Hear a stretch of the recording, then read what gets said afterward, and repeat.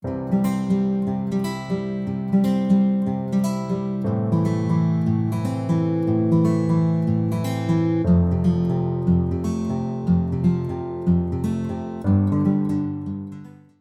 ora everybody, welcome or welcome back to the channel. My name is Amy, the colorist here at Amy Ward Art. I'm based in Aotearoa, New Zealand, and I'm here today with a little tutorial on how I do another background idea.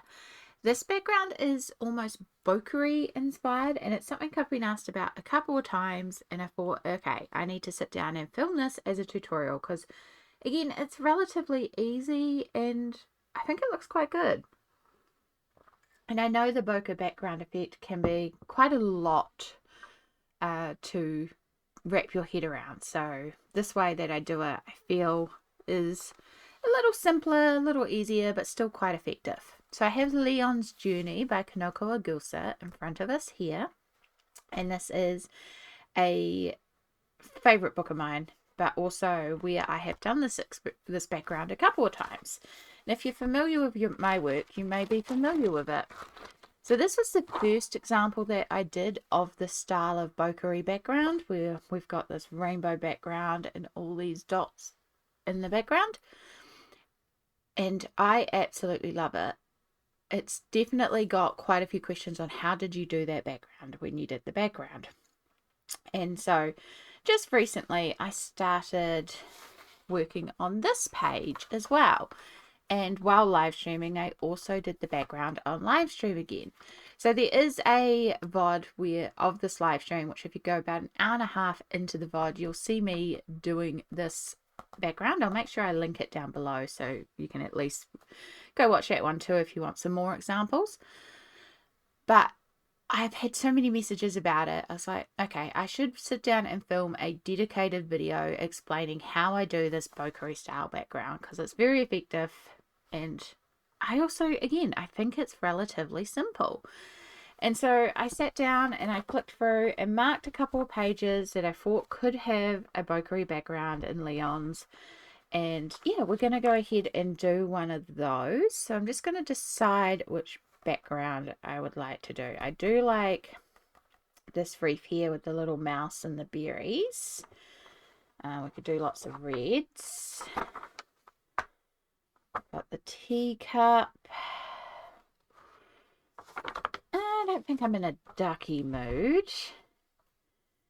Got this one with the umbrella, the snaily whaley. Yeah, not that wreath so much. What else did I mark in here? There's one more bookmark. Oh, the final page was the one I was considering.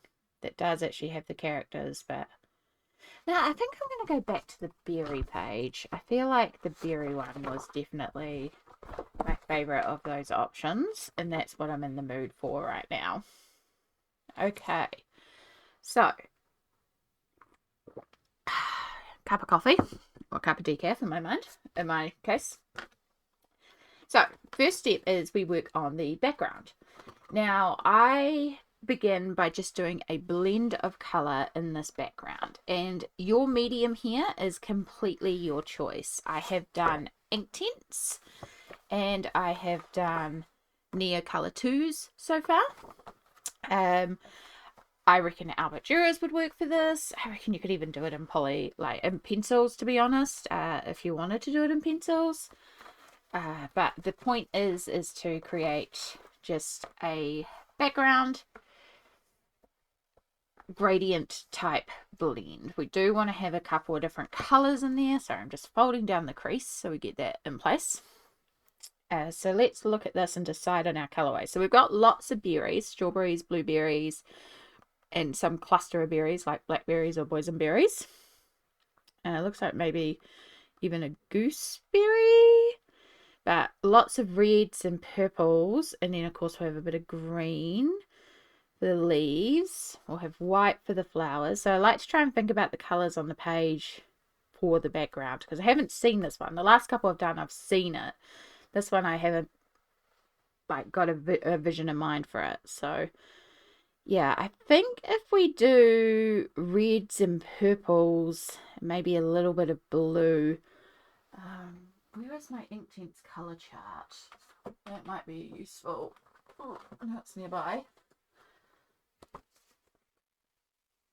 Yeah, trying to not so much like comical red blue, like natural berry colors, if that makes sense. Hopefully. I mean, I could just be talking out my butt here. Well, we've got a color called cherry red, so let's start with cherry red. That's probably a place to go. And then let's go to Shiraz, which is a dark red. And then into the Shiraz, I think we'll bring in a bit of, not so much the violet, I think Shiraz, maybe we'll bring in some sugar plum. I love sugar plum. I just love the name of it as well. I think you're a good blend into some purple, so I think then we'll bring in some mauve.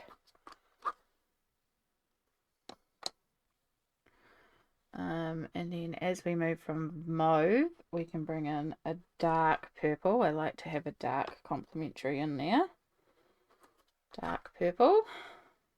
Nope, that's dusky purple. That's not what we want. Very different. You might be dark purple there. Dark purple. And then that can bring in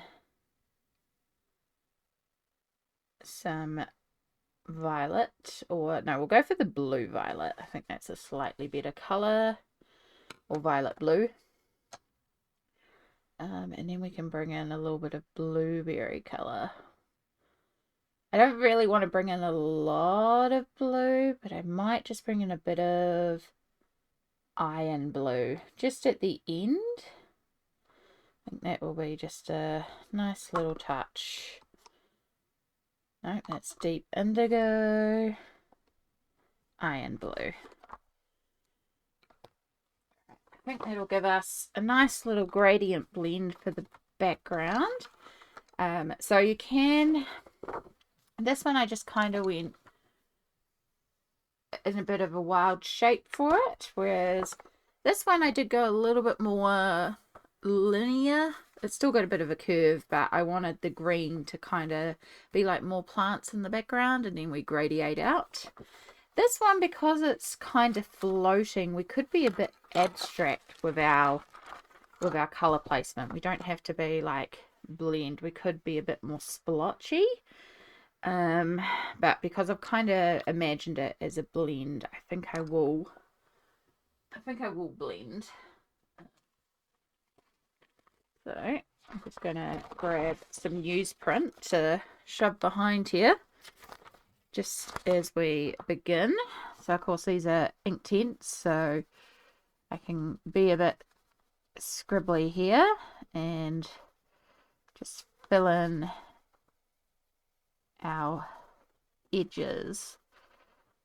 So I think I'm going to go a bit like odd shape for the color gradient, but we will kind of just aim to move across with a color gradient.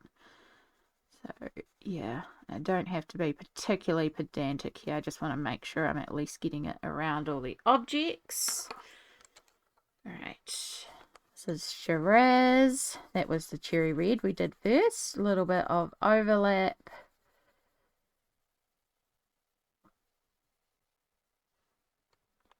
Making sure we get it around all the objects and in all the little objects.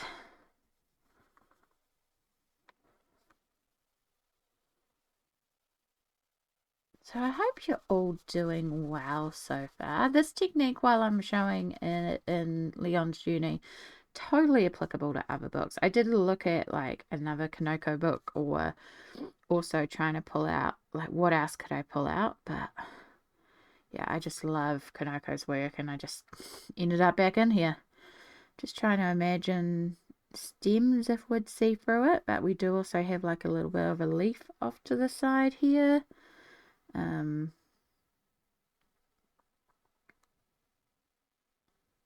I'll just add a little bit. Alright, now let's go into Sugar Plum.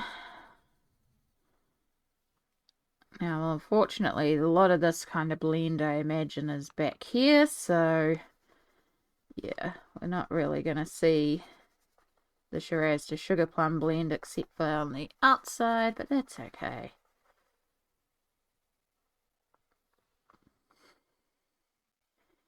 We will start to see a blend on the inside here.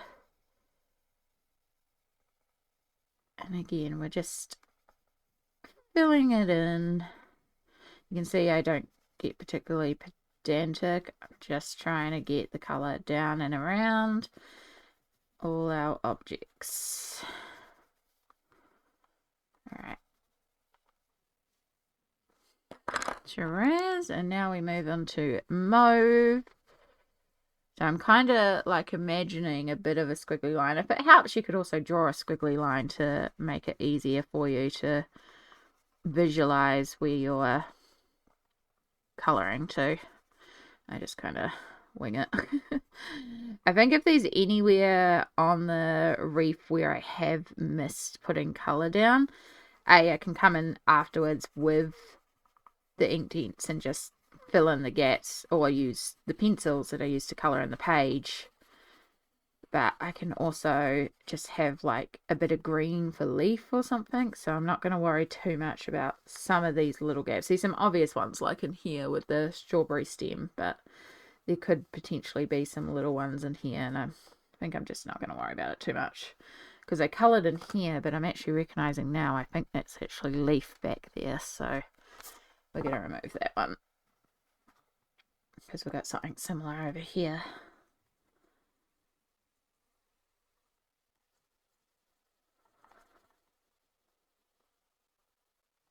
Right, mauve, and now we've got our dark purple.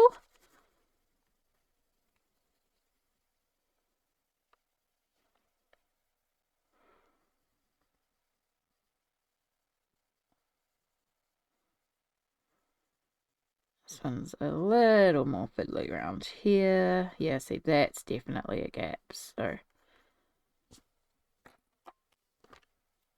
we'll have mauve in there. Right, dark purple.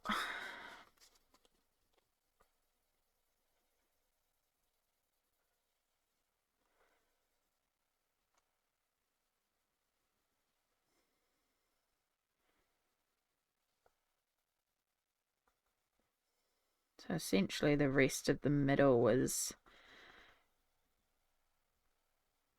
going to be dark purple. I might even bring that mauve in just a little bit more down.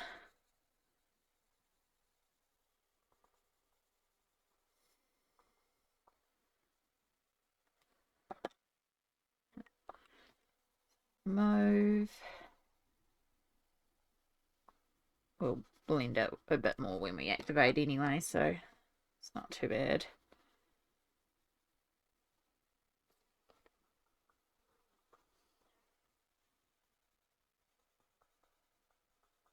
So yeah, hope you're all doing well out there, and hopefully you'll find this tutorial useful, whether you use it on this specific page or you use it for a different page. Yeah, and as I said, like, you could possibly work with other tools in the background. I think even alcohol markers during a blend would work with this technique of how I create the bokeh.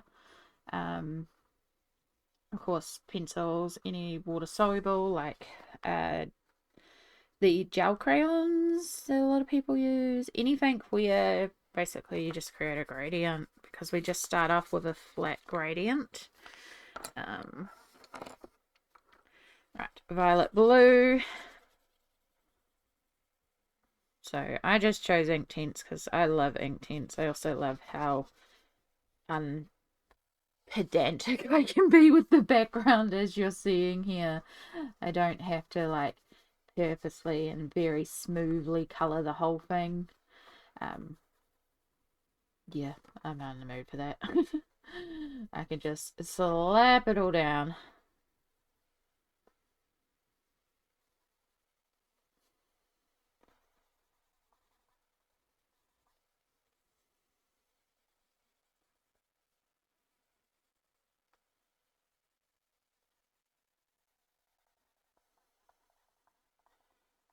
we'll make sure everything's got a bit of blue violet for outlining it.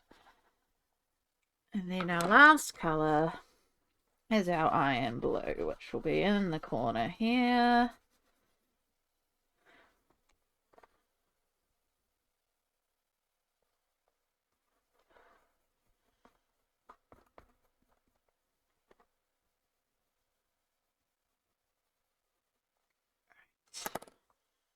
Just get rid of that overlap that I created on this side. Erasers are wonderful tools. Okay, cool.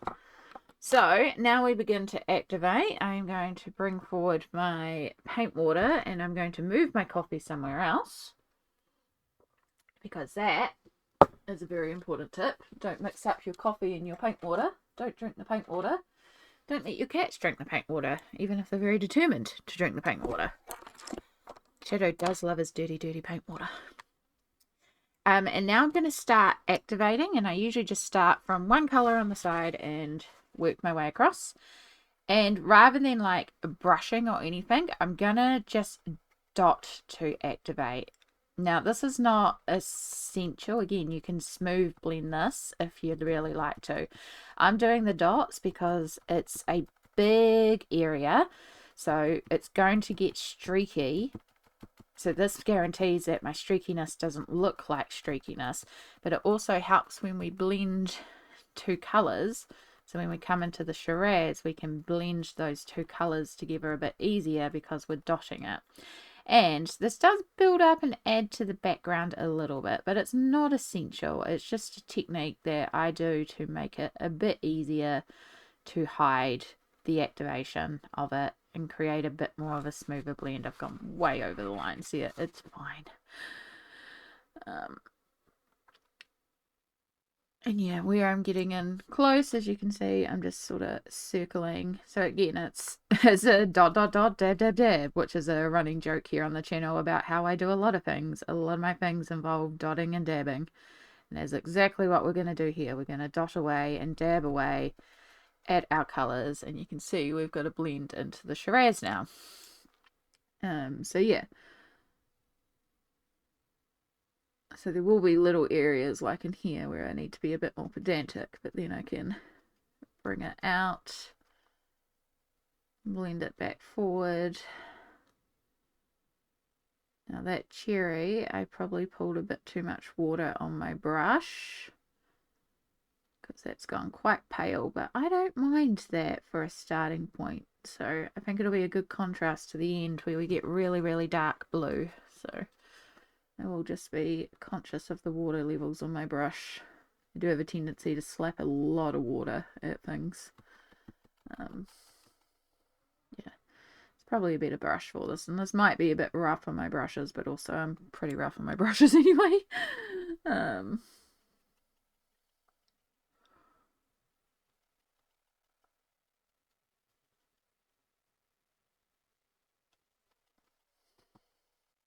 And then we're getting into the, what is it? Sugar plum.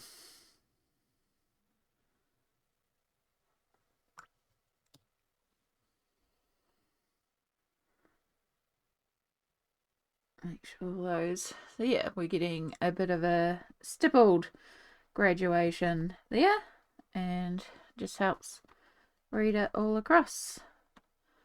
Right. Down here is the rest of our Shiraz. Get that all nice and activated.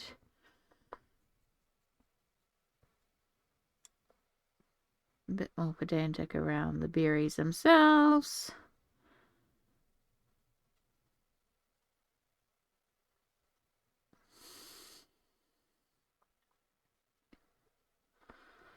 And then onto the sugar plum.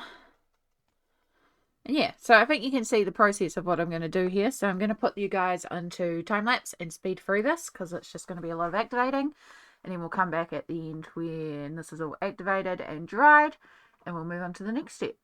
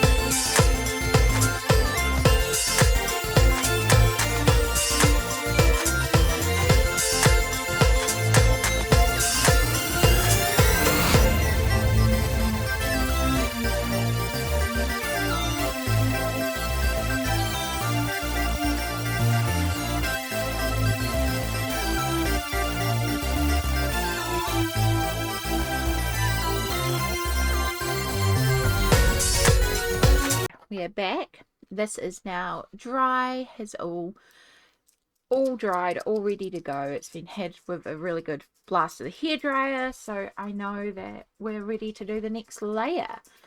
So for this next step, we need paint pens. Now this is an incredibly cheap paint pen. It's Semco branded, which is a store brand from a store here in Aotearoa called Spotlight, which is like a fabric craft store.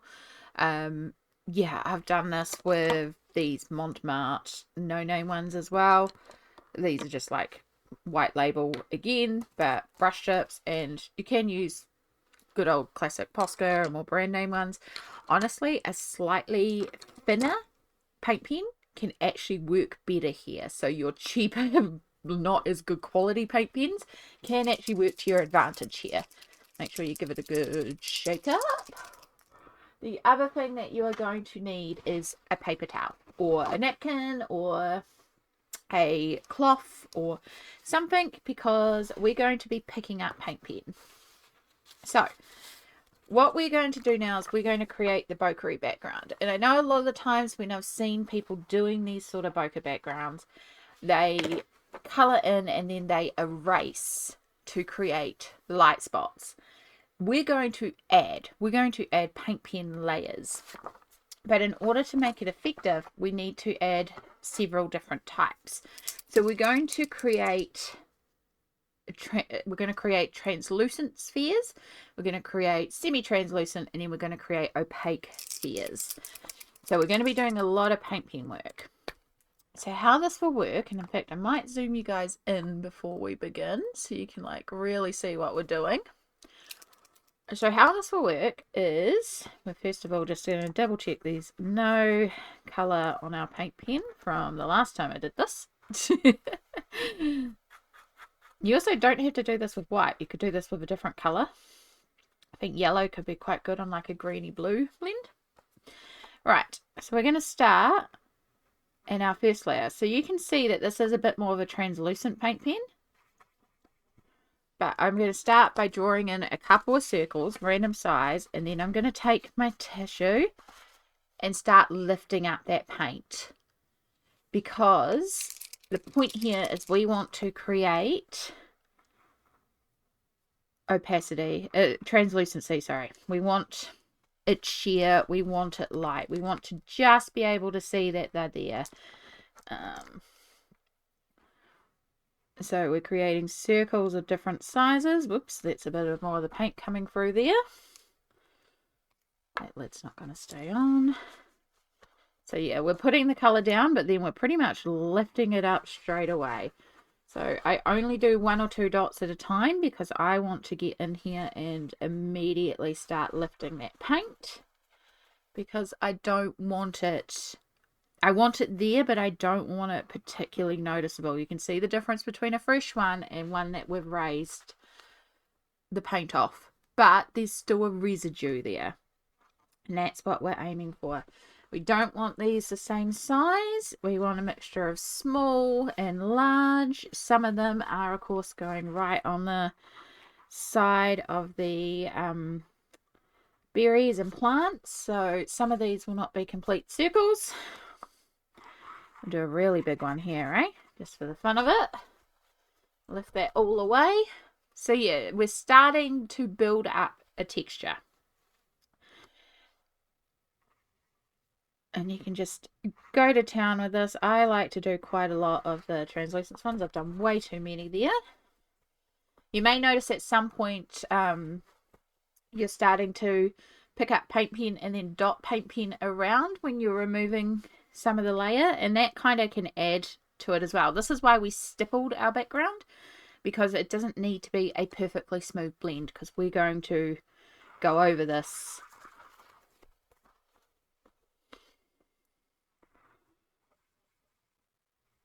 So how many you add in is up to you. You could do like a really spaced out one. You could do them close together. I like to do a lot.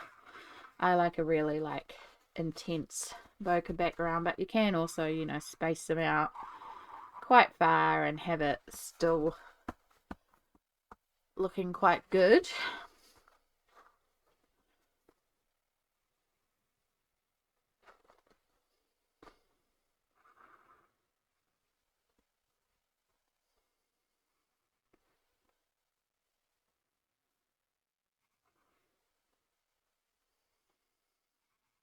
So we'll just focus on this middle section just so I can kind of show you the whole effect. I'll go around and finish the background after I've explained it. Okay, that's basically layer 1. I'm just cleaning off my nib. And now we just make sure that that's all dry. Where paint pen is settled down. Again, we've lifted off the majority of it, so it really won't take long to dry. Just so I'm 100% confident.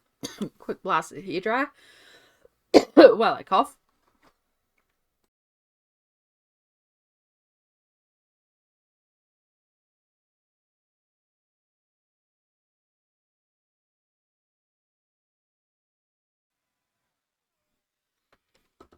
I love it when food or your own spittle goes down the wrong hole. Especially in the middle of filming. Okay. So now I know that that's definitely all dried down. We're going to work on layer 2. So layer 2, we still want some translucency, but we're starting to build up opaqueness. So now we're going to go in, and once again, we're going to draw circles. So I'm trying not to draw circles like directly on top of where I've done a circle. I'm drawing beside it. I might be slightly overlaying it. I might be putting some in gaps. And you can see this time I'm doing a lot more before we get that tissue, because I want a bit of this to start drying down, because I don't want to lift as much this time. I still want to lift a little bit,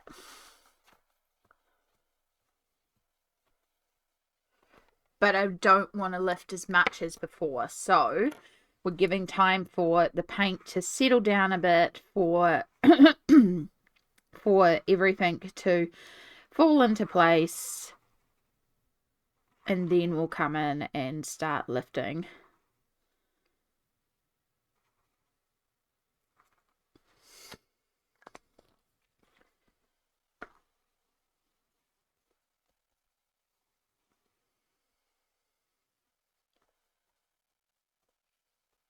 And already you can see the textural difference between the background, the translucent layer, and the opaque layer. You can see the difference between all three of those.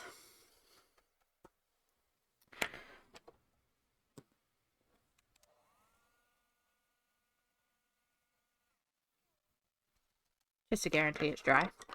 And then, so right now we've got background with no paint pen. This half has just one layer. This has 2 layers. We'll add in a section where we do our 3rd layer. So I am swapping paint pens for this one because I want something a bit more opaque for this 3rd layer, because our 3rd layer point, make sure that there's no other paint pen colors on here. There's a ton of yellow on here. That would not be ideal. Might have to switch to our Posca. I can't get this all off. Okay. Oh.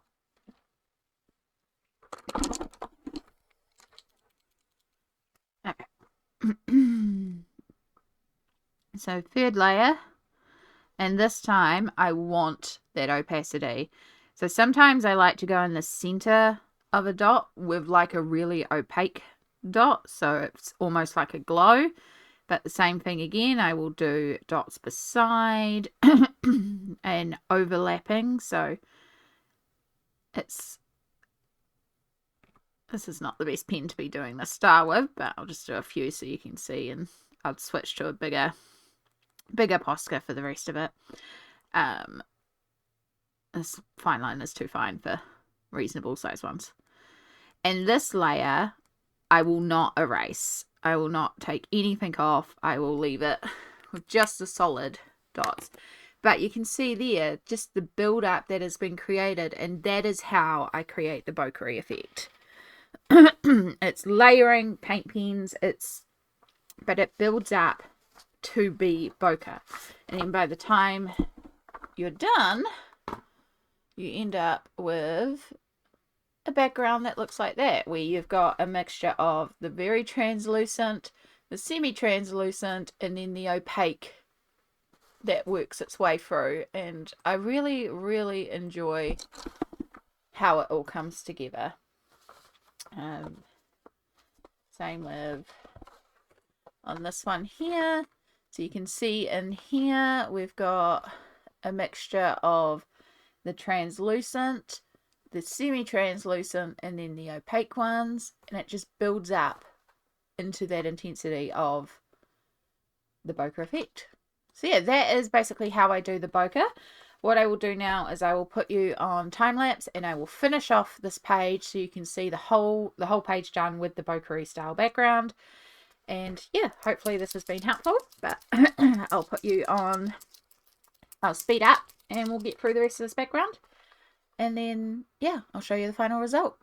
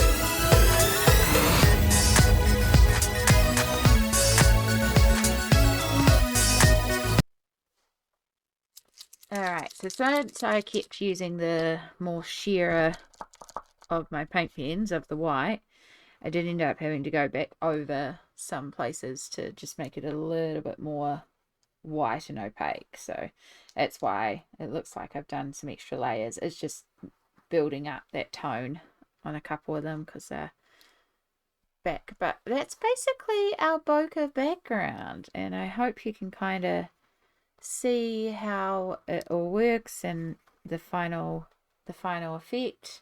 You can kind of pick it up for hours. It's one of those things where like there's always another spot, there's always another bubble that you can add in, but I really like it. I think it's a really effective background, and yeah, that means now our page is basically ready to have some color put on it, which is exciting.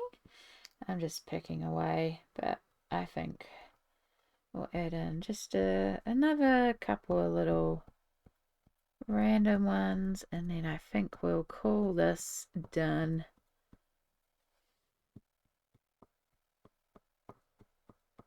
Yeah.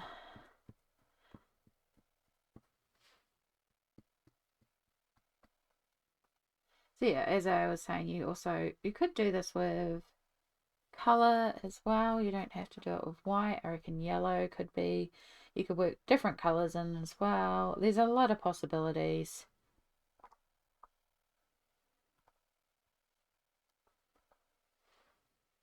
I think it